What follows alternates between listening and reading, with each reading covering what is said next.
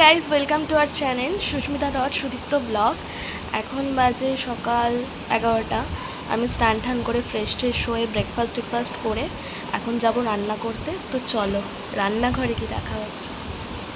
চলে এসেছি রান্নাঘরে। এই যে মা সব কিছু রেডি করে দিচ্ছিল আর আমিও কিছু সব রেডি করে নিয়েছি। এবার আলু টালু যেহেতু কাটাই ছিল তো তাড়াতাড়ি হয়েও গেছিলো।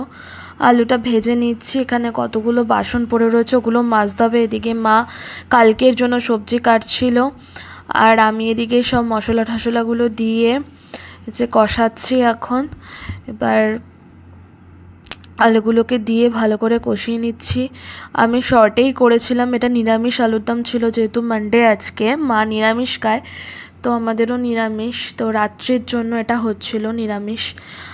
আর তারপর লাঞ্চ টাঞ্চ করে দুপুরে এই যে আমি এখন জানলার বাইরে দেখছিলাম, এতটাই রোদ আর বাইরে কাজ হচ্ছিল, তো মার্বেল কাটছিল তো মেশিনের প্রচণ্ড আওয়াজ হচ্ছিলো, তাই জানলাটা দিয়ে দিয়েছি।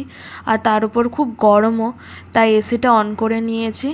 আমি একটু বাইরে যাচ্ছি, জামা কাপড়গুলো মেলেছিলাম তো সেগুলো শুকিয়েছি কি না দেখার জন্য। হ্যাঁ, সব জামাগুলো যেহেতু বৃষ্টি হচ্ছে আবার রোদ উঠছে, বৃষ্টি হচ্ছে আবার রোদ উঠছে, তার জন্য এই যে বারান্দায় গেছি, দেখো সব মেলা। আর এখন কি রোদ উঠেছে, এই টাওয়ালগুলো দিয়ে রেখেছি যাতে রোদটা মুখে না পড়ে। আর দেখো সব ভেজা এখনও, রোদটা একটুখানি জামা কাপড়ে লাগলে তাও যদি একটুখানি, আর রোদ না উঠলে না জামা কাপড়গুলো কিরম জানি ভিজা ভিজা টাইপসের থাকে। তো এই জামাগুলো এখনও ভেজা, পরেই তুলবো।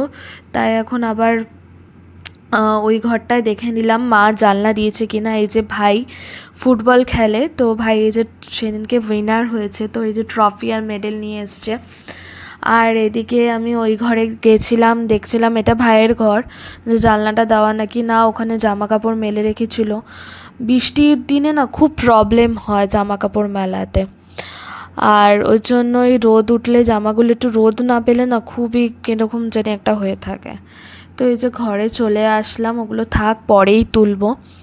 তো এখন একটুখানি রেস্ট করব, এসিটা ছেড়েছি যার জন্য দরজাটা দিয়ে দিলাম, এখন একটুখানি রেস্ট করব। তারপরে সুদীপ্তও তাড়াতাড়ি চলে আসবে। তো বিকেলবেলা ও বলেছে আজকে যেহেতু উল্টো রথ, আজকে না কালকে উল্টো রথ, সেই নিয়েই কনফিউজড। আর এদিকে আমার তাগা, তো আমি পড়তেই পারি না, মা বলেছে এটা পড়ে থাকতে, কিন্তু ভিজে গেলে আমার খুব কুটকুট করে। এই প্রবলেমটা কার কার হয় আর কমেন্টে জানিও। তো এই যে এখন শুয়ে রয়েছি, চুলের কালারগুলো ভালোই হয়েছে, মানে যত শ্যাম্পু করছি তত যেন বাড়ছে। আর বিকেলে সুদীপ্ত চলে এসছে রেডি টেডি হয়ে, আমি আর সুদীপ্ত বেরিয়ে পড়েছি। সুদীপ্ত বলেছিল যে মেলাতে নিয়ে যাবে, আগের দিন তো মেলাতে সোজা রথে কোথাও নিয়ে যায়নি, তাই বলেছি উল্টো রথে তোমাকে নিয়ে যেতেই হবে।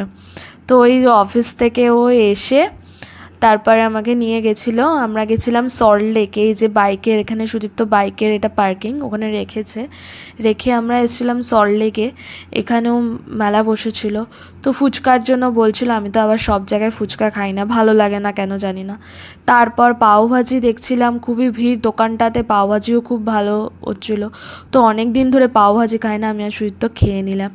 আর এখানে দেখো এগুলো আই থিঙ্ক এগুলো মানে হাতেরই তৈরি, খুব সুন্দর এগুলো। আর এখান থেকে সুদীপ্ত গজা, জিলেপি এসব, আমি তো আর এগুলো খাই না, তো ভাইয়ের জন্যই কিনে নিয়েছে। ভাই বলেছিল মেলাতে গেলে জিলেপি আর পাঁপড় কিন্তু অবশ্যই আনবে।